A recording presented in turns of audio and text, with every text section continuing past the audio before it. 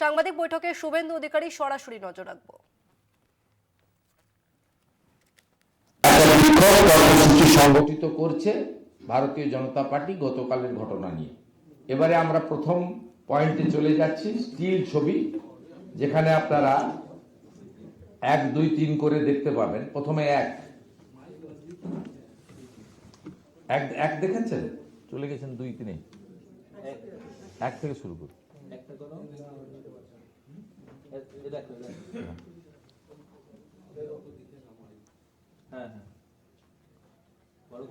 দেখুন, এদের লজ্জা লাগা উচিত হায়দ্রাবাদের কাছ থেকে, অন্যদের কাছ থেকে শেখা। কোলে পাঁজা করে রেখেছিস।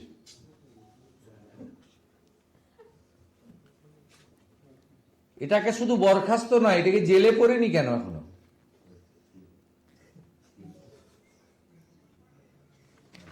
দুই,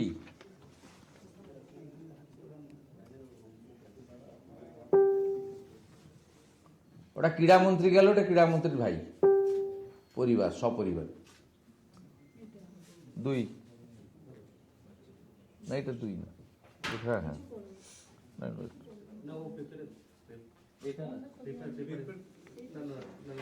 তুমি 3-এ চলে গেছো। হ্যাঁ, মুখ্যমন্ত্রী পরিবার। ঠিক আছে, ঠিক আছে।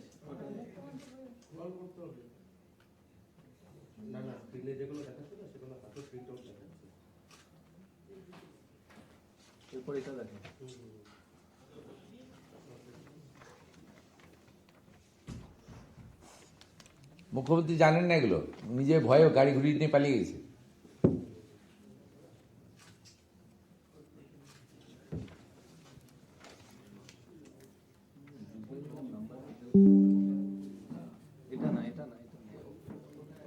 ঠিক আছে, ঠিক আছে।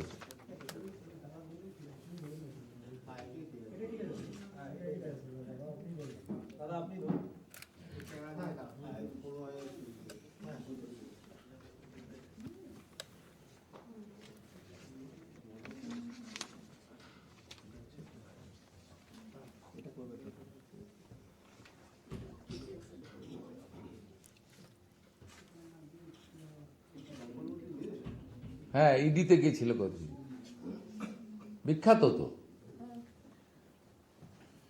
সকালে ঢুকছে, রিলে হচ্ছে, রাত্রে বেরোচ্ছে, রিলে হচ্ছে।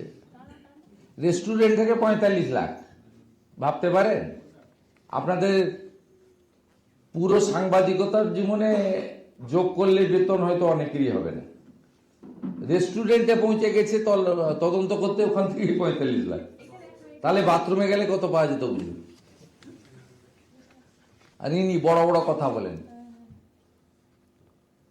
সোশ্যাল মিডিয়া পোস্ট করেন, বড় বড় কথা বলেন, চিবিয়ে চিবিয়ে কথা বলেন।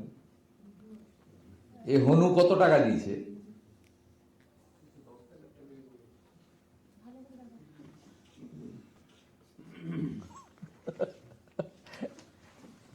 ভিডিওতে চলে যান, পুলিশের অত্যাচার।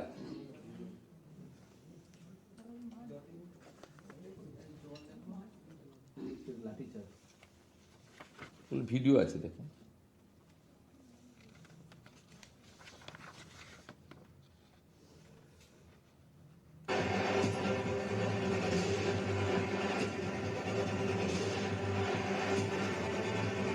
গ্যাস ফাটে।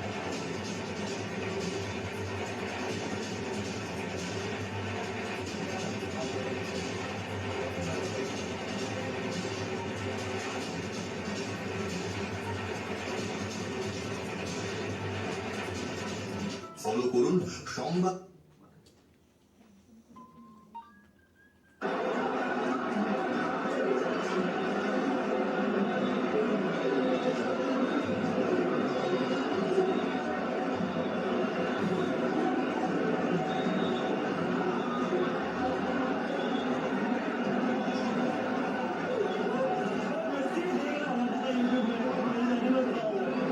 টেনে দাও, টেনে দাও।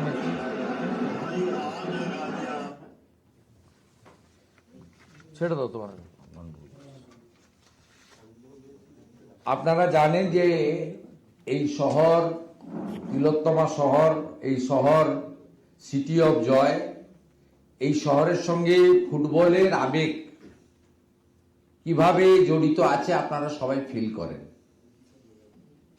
এবং কলকাতার যে বড় ক্লাবগুলির মোহনবাগান, ইস্টবেঙ্গল বা মোহামেডান স্পোর্টিং বা ইত্যাদিদের যে খেলা প্রতিযোগিতা বা যে সমস্ত বড় ম্যাচ ফুটবলের ক্ষেত্রে অর্গানাইজ করা হয়, কি ধরনের আবাল বৃদ্ধ বনিতা তাদের আবেগ কাজ করে। সেই শহরে আন্তর্জাতিক খ্যাতিসম্পন্ন একজন তারকা, ক্রীড়াক্ষেত্রের নক্ষত্র, তাকে এরা মনে করেছিল যে এদের ব্যক্তিগত সম্পত্তি এবং রাজ্যের সম্পত্তি।